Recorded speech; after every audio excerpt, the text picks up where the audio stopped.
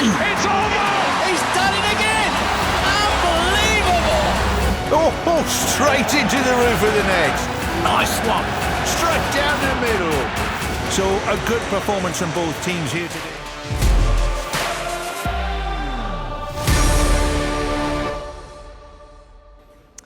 Hi, I'm Rupha Ramani and you're watching Sports This Week. Now, these are the top stories that grabbed your attention in the week that went by.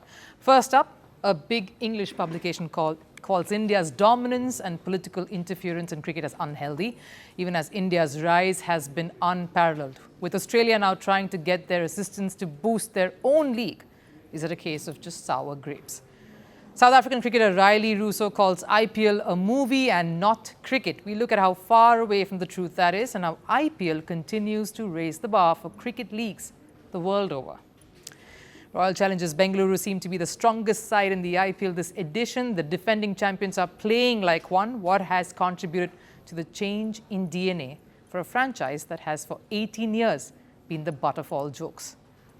Back home, is India ready to re-host the Formula One race? The sports minister seriously believes so, and this is part of the country's grand roadmap to becoming a sporting powerhouse. But what are the big challenges here, and what is F1 saying about India's possibility as a host? And FIFA is in a spot of bother with being unable to sign up any broadcasters that would telecast the World Cup in India. Why is the country that is so passionate about football giving its governing body the cold shoulder? All of that heading your way.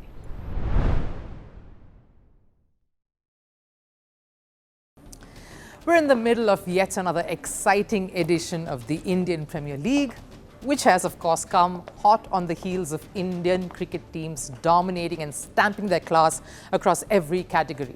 The under-19 boys, let's start with them. They recently lifted the World Cup. The men earlier defended their T20 World Cup title, a title that they won after years in 2024 when it was in the USA and the West Indies. The blind women lifted the World Cup as well. Phenomenal effort, and that came after the women. The Indian national side scripted history in the ODI World Cup. Look, India has dominated the world stage, no matter the contest, no matter the opponent, and no matter the venue. But what am I getting at here, you may ask? These are facts we already know, because there are still voices among observers in the world today who believe that the political interference and dominance in world cricket by India is unhealthy and increasingly Orwellian. And I want to tackle that thought and show you how incomplete the statement is. Because if dominance was termed unhealthy, it shouldn't be able to produce brilliance like I just showed you. Continued, consistent and clinical brilliance of success across different cricket fields and competitions. So why are some still crying foul? The truth is there for all to see, the rise of India as a cricketing superpower, especially when this country was never the big player at a time when cricket came to be. India were the also-rans, the ones who had to be led by the powerhouses in world cricket, namely England and Australia. They made the rules, they controlled cricket and its narrative. And that's how it was for a considerable amount of time. And no one complained, till of course India started winning. Till India started showing the results and started recognizing the true worth of the sport and how it can be grown and expanded. Even now, there is a revenue sharing model that ICC functions on, one that is drawn up keeping in mind the contributions that are of every cricket nation associated with the ICC. It is meticulous, it is fair. So let me break down what issues I have with the world pointing fingers at India's politicking, or like I would call it, a case of sour grapes. It was all fine when England did that in the past. They were the first to deny entry to a country purely based on politics. Zimbabwe were not allowed to step into England for the 2009 World Cup. That's politics, and the kind that didn't help another country. One that was trying to renew their footprint in the sport, and especially after a tumultuous phase. That was all a case of politics spilling into the cricketing sphere. Let's fast forward and take a peek into England's cricket setup today. There are accusations being hurled by England players themselves, pointing fingers at the hierarchy at play within their dressing rooms. The politics that is creating a bitter environment for all, and that is why the results are a reflection of it.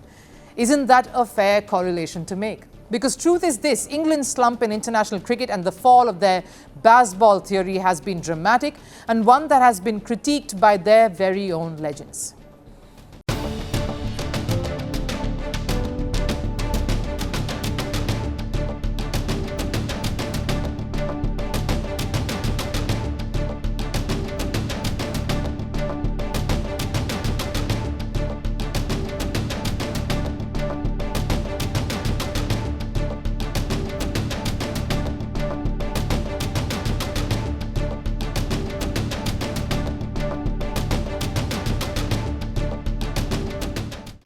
That is just reflecting a broken, crippled system in place, one that is not benefiting them and certainly not assisting their growth. A growth that should have been exponentially significant, considering how far long back England's journey in this sport started.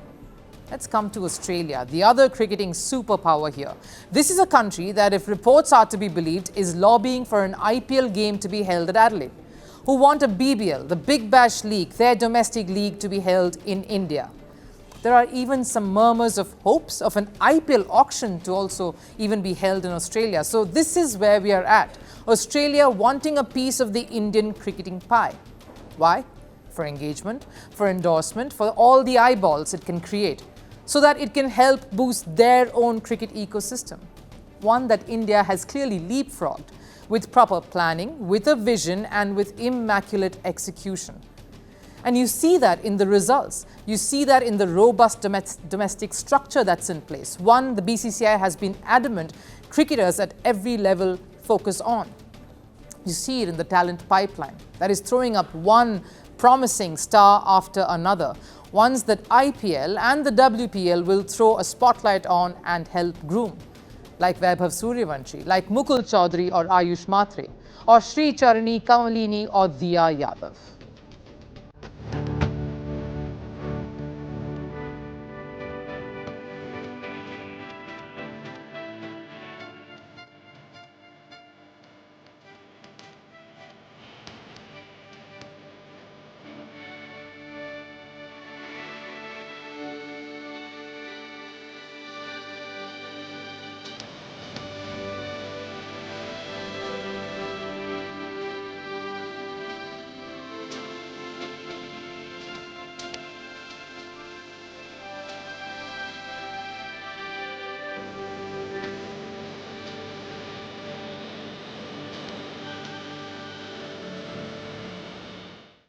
That is what this cricket system, the one that is being accused of too much politicking, of Orwellian heft, has succeeded in producing.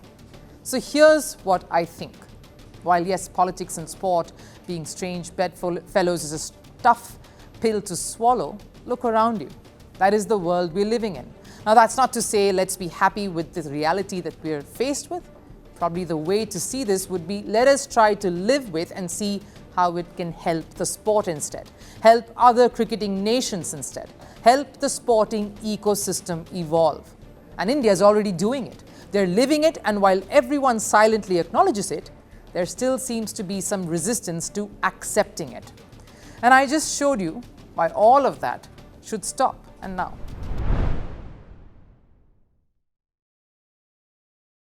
the Indian Premier League is a carnival. It's a summer of cricket on the fly, an intense contest that unites a country that's already divided by franchises.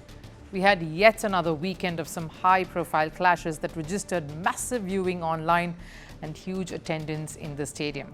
South African cricketer Rilee Rossouw, meanwhile, who's currently busy with the Pakistan Super League, has made a comment that he may have to rethink. He's called the IPL, the Indian Premier League, a movie and not cricket.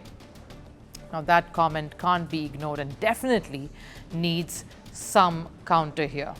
The Indian Premier League is entertaining, no doubt. It's also that one time of the year that you, of course, get to see the most incredible things happen. Things that we would not have imagined taking place on the cricket field, and not when it started. Where else will you see drama unfold across teams on and off the field?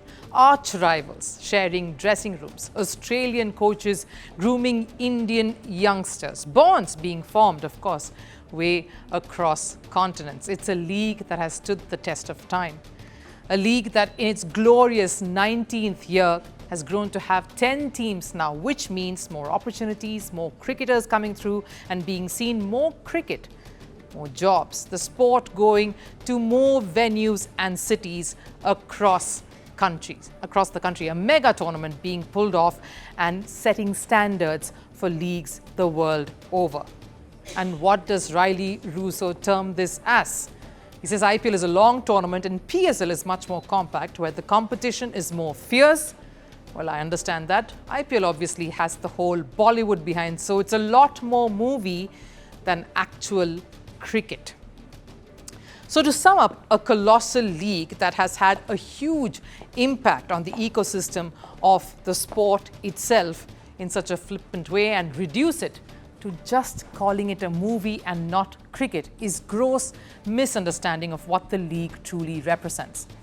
And many fans, of course, realized and reacted to this.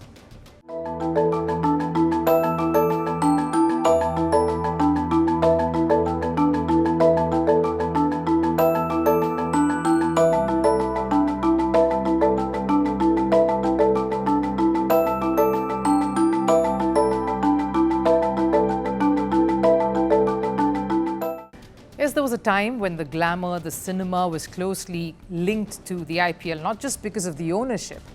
There were IPL parties, the influence was immense. That was a time, yes. But as cricket grew, as the competition itself intensified, and as teams started setting the value in what IPL could be, what it is producing, and the outfits too evolved, all franchises now have analysts, they have scouts, talent managers, a huge support staff that constantly works closely with cricketers because everyone wants to win this thing.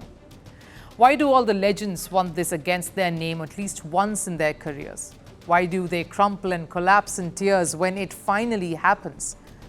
Why do the calm and cool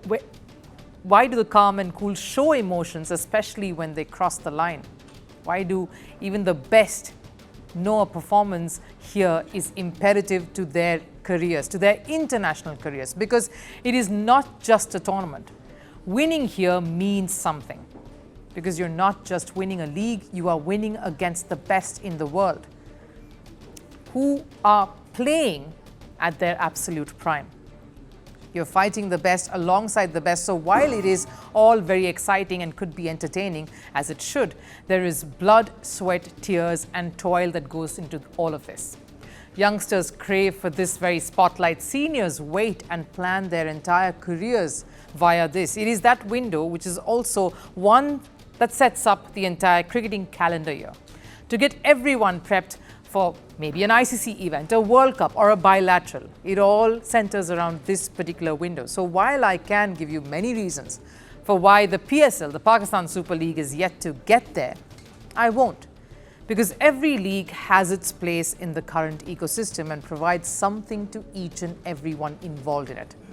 I've just told you why IPL is already up there, and which is why calling it a mere movie and not cricket is belittling what this tournament does to the sport itself.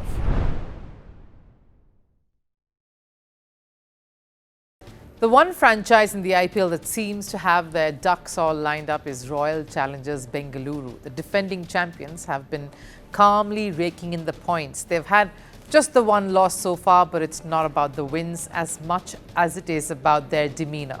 They've just about kept pace with the league so far and don't seem all too flustered. Are they surprisingly the most sorted team in this edition? And why do I believe so? Let's dive right in. If you had to pick the most mismanaged team, the team that always flattered to deceive, the team that was too flashy for its own good, the franchise that got their auction strategy wrong more than times than they got it right, then you'll quite obviously pick Bengaluru. Now, while they've boasted of the biggest players to have walked their dressing rooms, the biggest T20 stars to be in their ranks, the loudest fans cheering them on, RCB has got more things wrong than right in the history of the IPL. But surprise, surprise, they seem to be on the ball this year in 2026, a team that is not only looking comfortable with their unit and their team combination, but one that is looking ruthless as a cricketing side. And a team that wears the tag of defending champions very, very well. So what's worked for them suddenly? I'll get right to it. One, they have a strong Indian core, a confident leader, and we'll come to him in just a bit, a superstar in Virat Kohli who doesn't intervene as much as he goes along for the ride, experienced and understated performers in Krunal Pandya and Bhuvneshwar Kumar, and other fiery youngsters in Jitesh and Devdutt Padikkal. So overall, it's solid home talent that's propping this team up. And all of this is under the captaincy of a young Rajat Patidar, who's so sure about himself as a batter and a skipper that it's only been a massive plus for this franchise. Rajat Patidar has been a nightmare for bowlers. He's been the biggest positive in their batting lineup, and his approach is what really separates RCB from the oppositions. Remember how much Bengaluru has struggled in the past thanks to their famed bowling lineup that has always under-delivered. That's the second thing that they have stepped up in. And in the absence of someone like Yash Dayal, who was rightly kept away to keep the focus on the game, and it's not dented their strategy. RCB has thrived. And here's the best part about it all. It's because they have stalwarts who know their roles perfectly well and are taking care of the fabric of the side, of what RCB DNA truly is. And that brings me to the third point. Their former captain Virat Kohli, who has enjoyed being in the back seat now and just letting his bat do all the talking. He's taking it all in his stride and he's enjoying his cricket, being led by someone like Rajat Patidar. And the other, of course, is a player who has so very easily slipped into the role of a mentor and coach from that of a player. Dinesh Karthik's smarts have been noticeable and his contributions may not be spelled out too often here, but it is telling. You can see how the team has transformed under his leadership, in the way they've bonded together, in the way they execute plans on the field and they carry themselves. It is nice to work with DK. He is an experienced player in these conditions. I have been in the IPL for a few years, and with that kind of preparation, you don't put pressure on yourself to perform. It's clearly a team that has probably just realized how cool it is to win and to keep winning at that. And they've done that tremendously well. The reason this journey is worth noting is because they have made a dramatic U-turn in their own fortunes and their cricketing style. They've somehow rewritten most of their flaws that travelled with them through the years as baggage to be passed on, and they've done that very, very steadily. And now they need to do something that is more difficult and very few teams think of even achieving. It's to defend a title they won for the first time last year.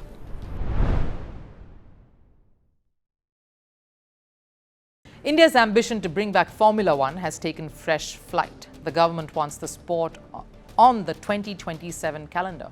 The intent is clear, the vision is bold, but Formula One, they're not convinced just yet. Because while cracking the Indian market is a gold mine for any global sport, the real question is India truly ready to host Formula One again? Prime Minister Narendra Modi has made it clear India wants to become a global sporting powerhouse. The roadmap is very ambitious. Commonwealth Games in 2030, plans to get Olympics in 2036. But before all that is an aim to bring back global sport, a rising global sport in Formula One, and that too in 2027. We're aiming to host Formula One in 2027. We have had favourable talks with the FIA. All the tax and infrastructure issues will be settled. In the next 3 to 6 months, India will be ready to host Formula One once again. Look, the intent is undeniable. The push, aggressive, and the confidence too is very high. But on paper, it sounds like a glorious comeback story in the making because remember, Formula One left India in 2013 not because of lack of fans or interest, but because of policy failure. The race wasn't classified as a sporting event, which meant it didn't get the tax exemptions, so that meant a heavy financial burden on the organizers. Now, India claims it has fixed that. But here's the problem. That was just one piece of the puzzle, because Formula One in 2026 is a completely different beast altogether. Look, that's the message from Formula One. While India is a valuable market, we won't be racing there in 2027. That's pretty bold. Because this is where things get serious. Hosting a Formula One race today isn't just about a track. It involves a lot of money, it involves a lot of investment going in. We're talking anywhere between $70 million to $150 million per race. That include hosting fees, logistics, infrastructure upgrades, and global broadcast standards. And India isn't alone in this race. Look at the Middle East, for example. You have countries like Azerbaijan, Saudi Arabia, Qatar. They are not just hosting F1, they are competing for it. They reportedly pay in roughly between 55 to 57, probably slightly over $57 million per year just in hosting fees. And then, of course, there is Africa waiting in the wings. So the question is, can India really match that sort of impetus and do it in just 1 year's time? And here's where the challenge goes beyond money, because hosting Formula One isn't just about what happens inside the circuit. It's about everything outside it too. And India's recent track record raises serious concerns. Take last year's World Para Athletics Championships. India was in global headlines for the wrong reasons. Even earlier this year, top badminton players pulled out of the India event because of poor hygiene, infrastructure issues, and of course, the quality of the air. Now imagine this, Formula One returning. Just a few kilometers away from the capital, yes, India has a track. The Budh International Circuit exists. That's a plus. But any sporting event isn't just a race, it's an experience and a global spectacle. From the airport to the hotels, the roads, the fan zones, the ecosystem has to be top-notch. It is not a tall ask for India. Despite all this, India remains a massive opportunity. Not just for Formula One, but for any global sport, because of one simple reason: the scale of it. 1 billion plus people, a sports market exploding with potential. Look at the IPL. From a domestic league to competing with giants like the NBA, NFL, and EPL, that's the power of the Indian market. And it isn't just India-organized events. Look at the Wimbledon and football events. Organizers target Indian celebrities for their appeal. And that's exactly why F1 wants India, but only when India is ready. So here's the bottom line. India's ambition is absolutely justified. The intent to bring back Formula One is very necessary. But the timeline, that's where reality bites. India doesn't just need to host Formula One, it needs to deliver it flawlessly.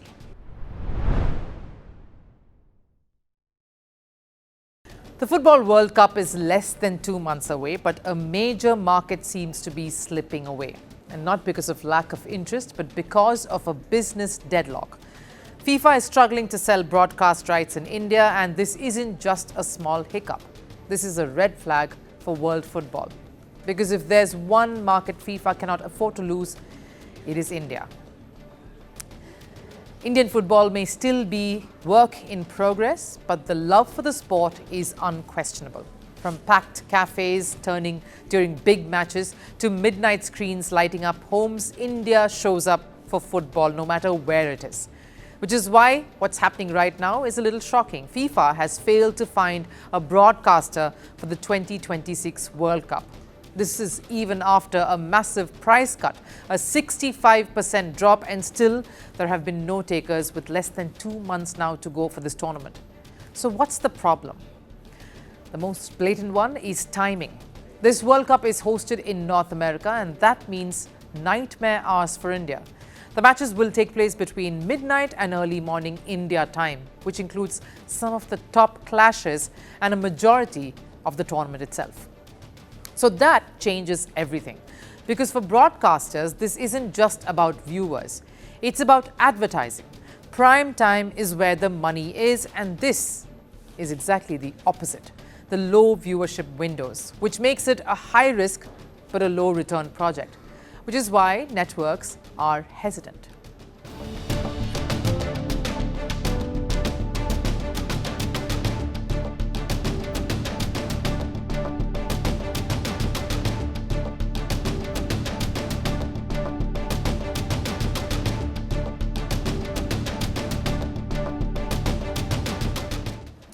Now, Now compare this to what cricket did under similar circumstances. When the T20 World Cup was held in the US, it was in 2024, the ICC made sure matches were scheduled for Indian prime time because India drives cricket economics. But in football, that kind of flexibility doesn't exist, understandably. You cannot reschedule a global tournament just for one market, especially when that market isn't even playing. And that's the harsh reality. India is a massive audience, but not a sporting powerhouse in football. But here's where FIFA needs to be a little careful. Because this World Cup isn't just another event. This one, it is a little emotional. It has the likes of Lionel Messi, Ronaldo, for whom it could be the very last World Cup. These are two icons, two names that have cult-like following in India. And we've seen it firsthand when Lionel Messi came to India. You saw the chaos, you saw the fanfare that followed him, especially when he went to different cities. The country erupted. Fans, of course, celebrities, politicians, every possible stakeholder turned up. It was a spectacle worth being a part of and worth noticing as well.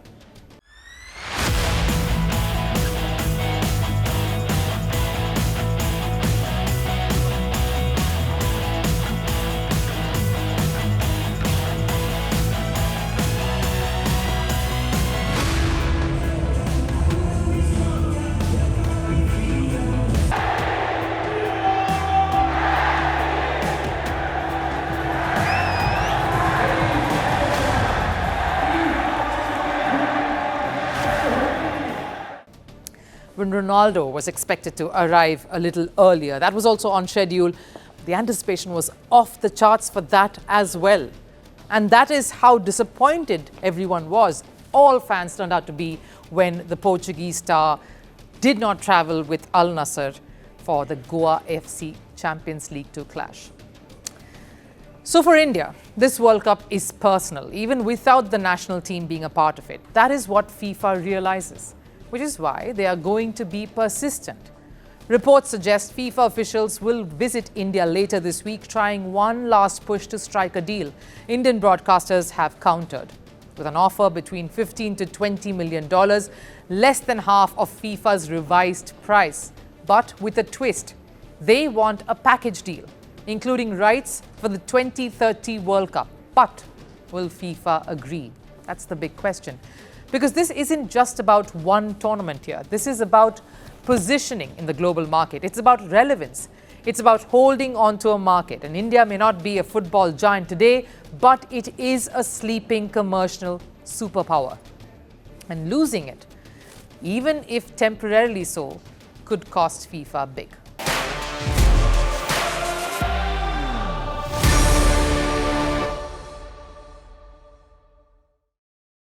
The world moves fast. Power shifts, unexpected developments, changing alliances. Every day brings a new headline. But headlines are only the beginning. Because behind every story, there is context. There are consequences and there are questions worth asking. Find the answers, understand the story, take on the world. This is Hemkaur Saroya for Firstpost Vantage.